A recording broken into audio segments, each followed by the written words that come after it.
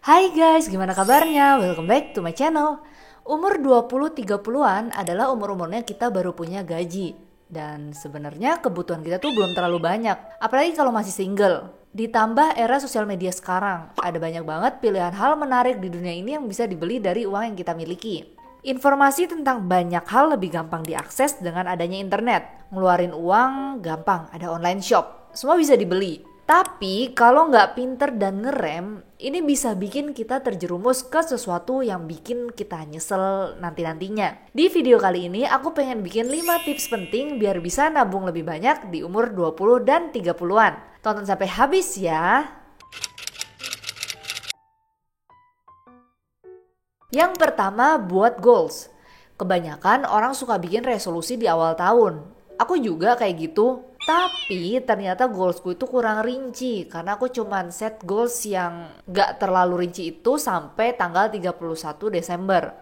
Biasanya goalsnya kan dibikin agak susah tuh. Pas di bulan Januari kita lelah sama goals itu.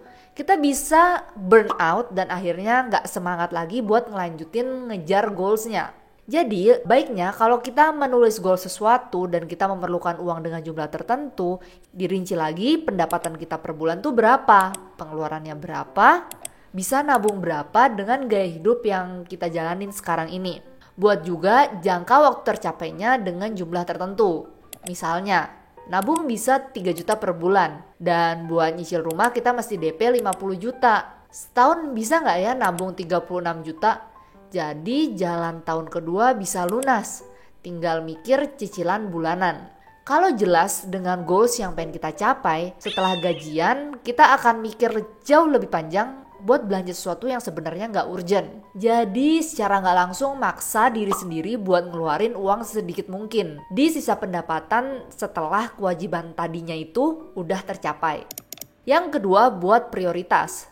Setelah set goals yang penting-penting di atas, ternyata ada kebutuhan sekunder yang juga jadi prioritas. Prioritas orang macem-macem. Ada yang pengen ngembangin kerjaannya, jadi perlu barang penunjang. Ada yang seneng kalau bisa beliin anaknya A, B, C. Ada yang seneng kalau bisa beli tas impiannya. Ada yang seneng kalau bisa traveling ke Labuan Bajo. I don't judge, karena tiap orang punya alasannya masing-masing. Nah, dengan bikin prioritas buat semua itu dan sadar kalau kita nggak bisa mengandalkan satu pendapatan aja, kita jadi nge-push diri buat bekerja lebih dari kemampuan yang sebenarnya kita nggak tahu kalau kita tuh bisa. Intinya poin prioritas di sini lebih ke menyenangkan diri sendiri, self reward. Dan yang terpenting nggak mesti mahal kok. Ada hal-hal sederhana yang sebenarnya bikin kita happy dan ini beda-beda tiap orang. Harus dicari tahu sendiri-sendiri.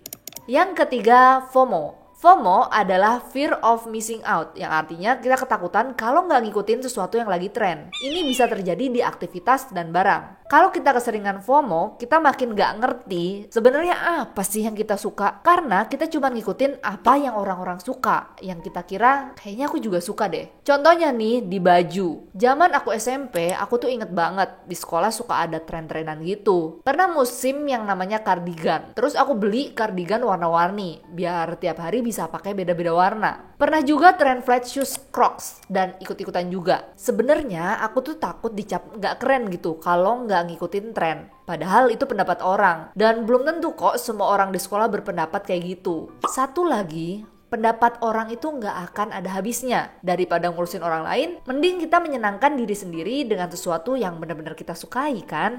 Yang keempat, kurangi numpuk barang. Sebelum belajar minimalis, aku tuh cukup sering declutter barang. Yang paling banyak baju dan buku-buku kuliah. Dan aku tuh ngerasa sedih banget. Karena aku nggak pakai barang yang aku beli. Padahal aku ngeluarin uang loh buat beli barang itu. Kalau di total-total bisa jutaan rupiah terbuang. Dan jeleknya nih ya, aku nggak cepet belajar dari itu semua. Aku baru ngerasain sekarang tinggal di rumah yang kecil bareng suami. Dan udah ada indikasi barang numpuk. Tanda-tanda bahaya nih. Setelah aku belajar tentang minimalis dan declutter barang lebih banyak lagi, lebih ekstrim dari sebelumnya yang cuma terbatas di 2 tadi, aku ngerasa jauh lebih lega, lebih nyaman deh di rumah. Rumah juga gampang banget dibersihin, jadi nggak habis waktu di situ doang. Walaupun aku ngerasa aku masih bisa declutter 20-30% barang di rumah. Aku ngerasa declutter awalku yang 30% aja udah memberikan banyak sekali manfaat, udah signifikan. Jadi cobain deh declutter buat ngurangi keterikatan dengan barang-barang yang kita miliki.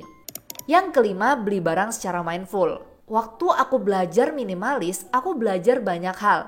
Dari mengenal kebutuhan diri sendiri tentang berbagai macam barang, tipe-tipe barang, dan banyaklah. Aku juga lebih bisa menahan buat gak belanja secara impulsif. Belanja yang benar-benar diperluin, memaksimalkan, dan ngerasa cukup dengan barang yang aku milikin. Sebelumnya, walaupun aku declutter, masih ada aja barang-barang yang memenuhi rumah. Kayak gak habis-habis gitu. Makanya aku ngambil langkah lain, benar-benar nyeleksi barang yang mau dibeli. Di tahun 2023 ini, dari bulan Januari sampai Maret, aku bisa menahan buat hanya beli barang-barang yang diperluin. Yang pertama, brush eyeshadow yang selalu aku pakai tiap aku make upan. Dan pengen beli dari berbulan-bulan yang lalu karena rusak dan aku nggak punya yang proper selama ini. Terus colokan buat pembaca SD card nih. Jadi kalau misalnya aku buka HP, aku tuh bisa langsung ngeakses file yang ada di memory card. Jadi aku bisa kerja lebih gampang. Oh iya, ada tambahan lagi, tripod yang sebelumnya itu nggak proper. Jadi aku nggak pernah beli tripod yang sebenarnya buat aku ngevlog selama ini.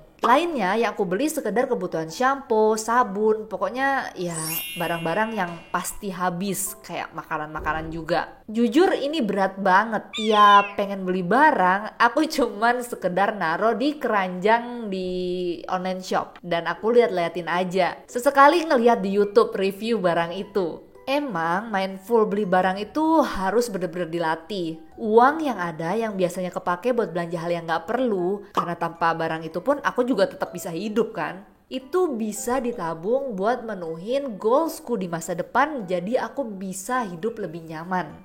Jadi itu semua adalah 5 tips penting biar bisa nabung lebih banyak di umur 20 dan 30-an. Kalau kamu ngerasa postinganku bermanfaat, jangan lupa kamu klik like button dan share video ini ke teman-teman kamu. Thank you for watching. See you on my next videos.